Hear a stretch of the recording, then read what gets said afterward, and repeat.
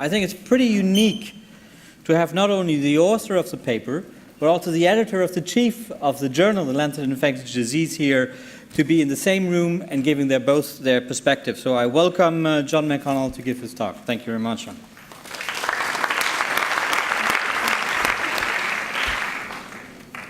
Just down arrow. Yeah. Okay. Good evening. Thank you to Professor Pété and Professor Voss for inviting me to this innovative meeting. I'm going to tell you about our experience with NDM1, with the NDM1 papers at the Lancet Infectious Diseases. So here it is. This is what it looked like when it was appeared online on, I think it was August the 11th of last year, and subsequently appeared in the print issue in September, and that's the cover which we used at the print issue, which we deliberately went for as emotive as possible, I think. Now, the paper actually started at the Lancet back in April of last year, because at the time, the Lancet Infectious Diseases wasn't taking original research papers. We had only just made an announcement that we were going to start taking original research. The journal had been around for 9 years at that stage, and we managed to get by without publishing original research. But the time had come to start doing that, but we weren't quite ready. As I say, originally submitted to the Lancet on April the 8th. It was recognised that it was a potentially important paper, went for fast-track peer review, which took just a few days. We have a meeting every Thursday afternoon, which we call our manuscript meeting, where all papers which have completed at least one stage of the peer review process are considered. So this paper went to a manuscript meeting on the 15th of April, where the decision was made that we didn't actually have very good peer reviews and we could do with some more. So one more peer review was invited. That was done within a week, and it went back to another manuscript meeting just a week later, and the manuscript was rejected. So I'll show you some of the what we call blue forms. Now, these are the forms which we use at the manuscript meetings, which have a summary of the peer reviewers' comments at the top. Here you can see, and here we have comments from the various journal editors who turn up at the meeting, and any one of the editors can turn up and can comment on any one of the papers, even whether they're going to appear in the journal that they work on directly or not. As you can see, so here we have, if I can get the thing to move there, these are the peer reviewers' recommendations. That means they suggest some major revision, revise and re-review, accept our revision. This is the statistician's report, major revision. In actual fact, going back and looking at the peer reviewers' original reports, some of them were pretty scanty, actually. And I think this is why the editors at the meeting decided that they wanted additional peer review. I've blanked out, or is it, what did the CIA call it, redacted these documents to cover the names of the guilty. So we went for an additional round of peer review. This peer reviewer was incredibly enthusiastic.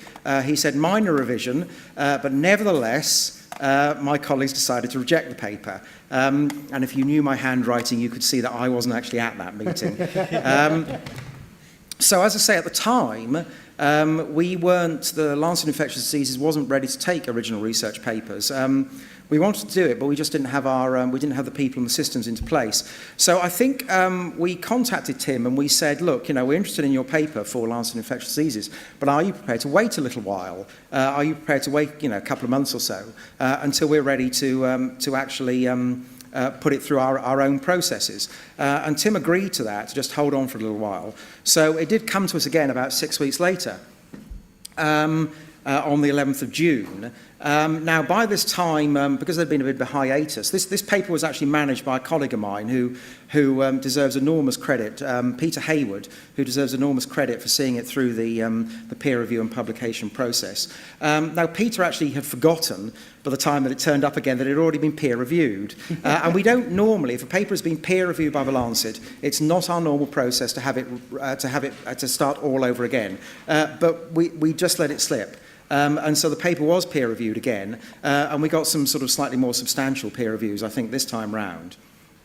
And this again is the blue form with the peer reviewers' comments on it and the recommendations from my colleagues, who by this time had decided that it was all very, very, very worthy and important. This is my handwriting down here, by the way. and that we should publish it. So we accepted it. We accepted it quite rapidly. Tim turned around the revision very quickly, and we had it published online within 2 months of receipt. Now, of course, that's where the fun really started. So for the majority, not all, but for the majority of our original research papers, we do put out a press release. And this paper was certainly accompanied by a press release. Now, the Lancet's press release goes to around about 2,000 individuals worldwide, obviously all the major news agencies. And it also appears on press release portal sites, such as Eureka Alert. So it has a fairly substantial scope. I think perhaps in retrospect this press release had quite an emotive title, but we were, but deservedly so. And also the press release was, this is quite rare, the press release was picked up by something called the Science Media Centre. The Science Media Centre is an entirely independent body in the UK which puts experts, scientific experts, in contact with the lay media. Very occasionally, they will preemptively prepare comments on a publication that is about to appear, so that they are ready to roll out when the media becomes interested. And that's what happened in this case. And I hope you can read the sort of range of comments which these the great and the good in the UK who contribute to the SMC said about this paper. So it was online on the 11th of August. It was because of the press release, the press were all ready to cover it. This is the sort of text of the email which I got from the Lancet's press officer on the morning of the 11th of August. As you can see, it had been covered by all the major, the serious broadsheets, the BBC in the UK, obviously by some of the tabloids as well, the Mail and the Sun, if you knew the UK press, by the major agencies, by Reuters and Bloomberg. We just picked up one foreign story at this stage in the Australian Broadcasting Corporation, but subsequently over the next few days, then we gathered from a press cutting service. I mean, obviously it picks up. It doesn't actually pick up traditional press cuttings. It picks up mentions in on the internet.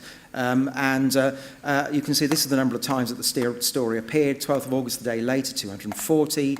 13th, slight dip, 175. But then over that weekend, or by the morning of Monday, the 16th of August, and it had appeared 290 times. So it was being, it was getting a lot of interest. And then, of course, if you move on to the social media environment on the Twitter sphere, this is a Twitter map from the 12th of August. At that stage, the story was being retweeted something like once every 30 seconds across the world, and these connections are just where people are coming from when they're retweeting the story.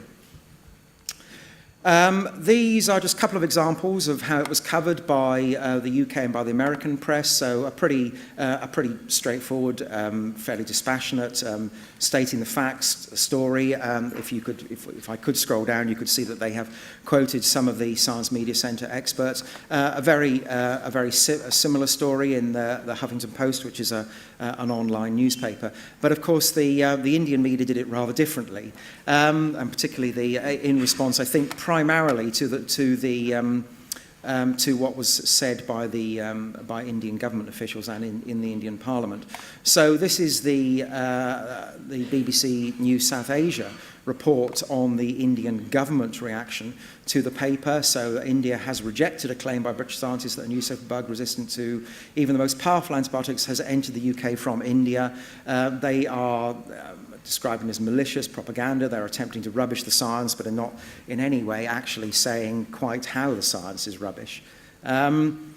These are another couple of reports from the Indian newspapers. This one is actually, I think, a somewhat more solid piece of journalism, which points out that the Indian government officials are actually rubbishing science done by their own scientists.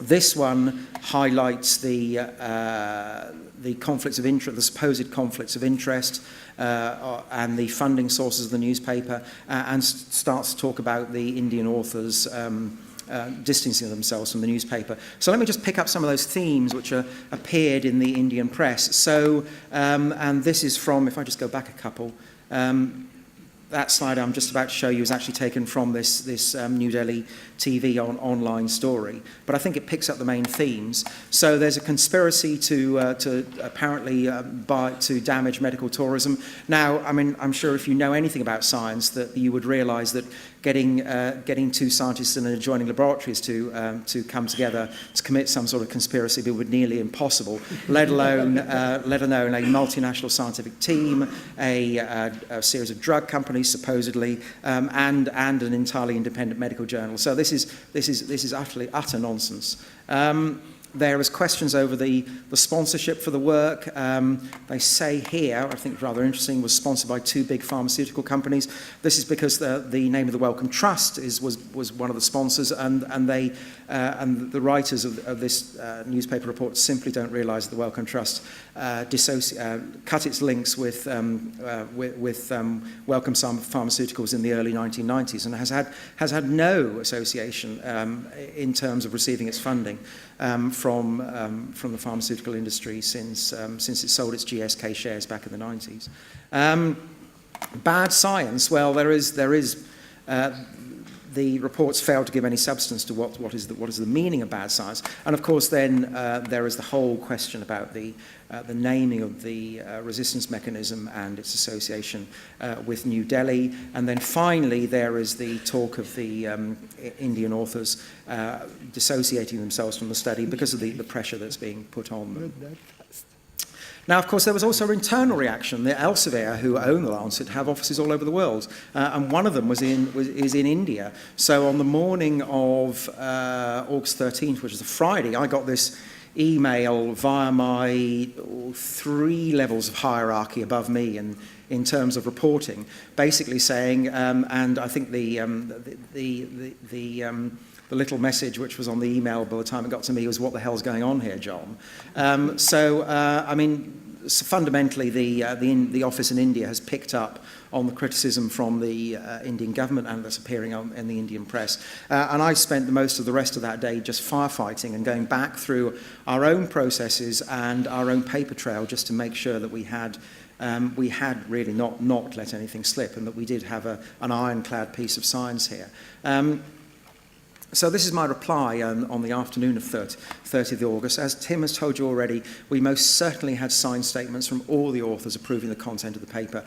We don't like to, as a journal, we don't like to have ghost authorships, so we like people to sign up to the words which are supposedly in their name, and we certainly don't like to have words put in into people's mouths. So that's why we get those signatures. I did go look back in detail at the role of the funding source. As Tim told me at the time that Wyeth, which was the only drug company funder, provided about 2% of the funding for the project, and they had absolutely no role in writing the paper. They weren't even shown the data. There were some conflicts of interest declared by one of the authors, but they were very tiny, and they were declared in full. And of course, the whole the naming. I think what I found slightly astonishing about the naming controversy is that this was far from the first time that NDM1 had been named. It was first named at ICAC meeting in 2008 by Tim's group. It was subsequently published. It had been used in note warnings from both the UK Health Protection Agency and from the CDC, and of course it had been published by Indian authors in Indian journals.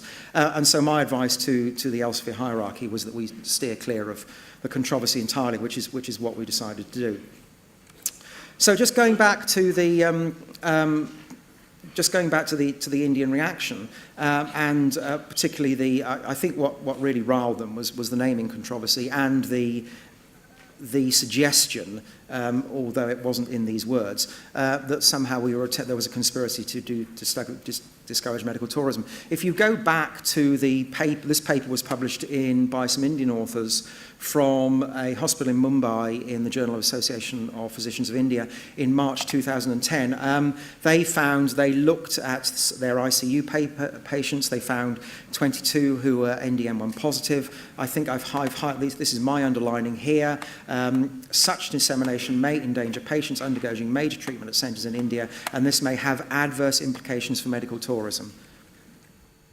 This was almost a cry of pain, a very impassioned editorial which accompanied that research paper from another Indian doctor. And he is basically being very honest about the indiscriminate uses of antibiotics in India.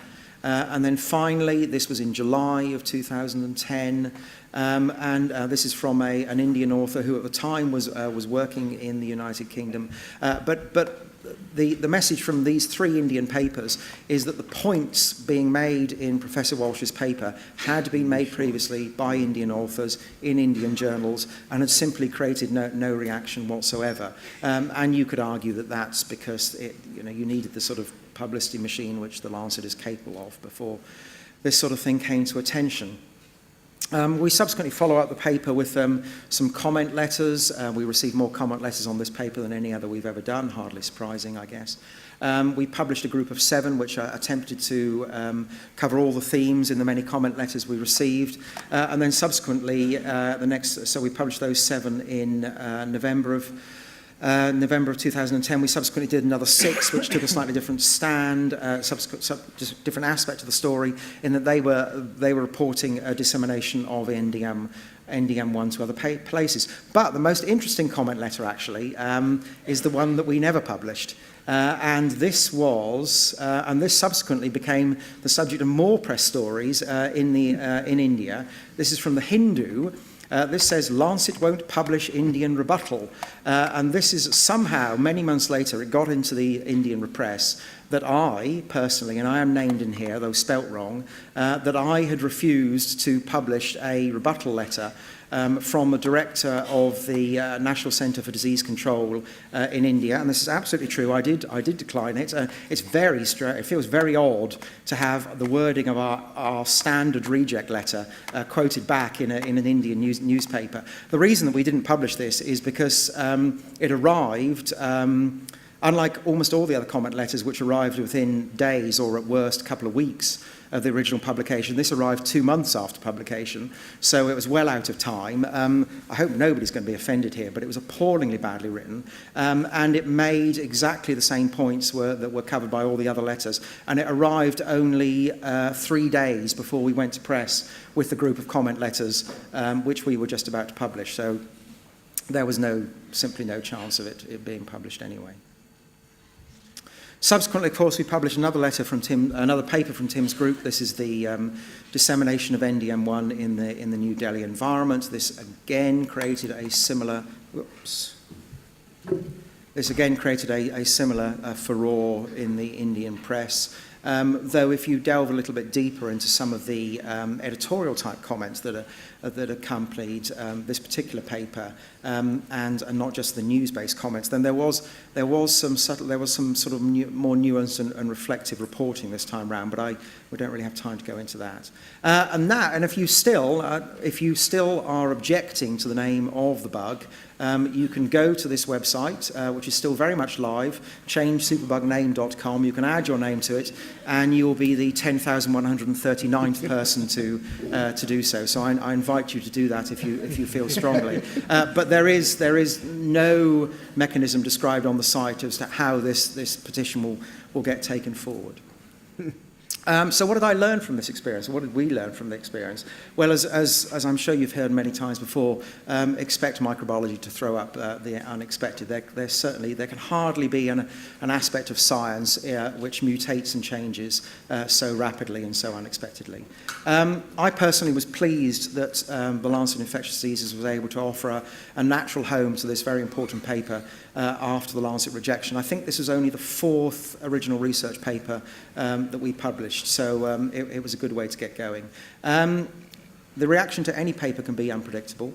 In this case, the government was almost less well informed than the media, and the media, of course, picked up that, though some of the comments in the Indian media, as I say, as I've just said, was perhaps slightly better informed. Science, of course, is not free of cultural and political context.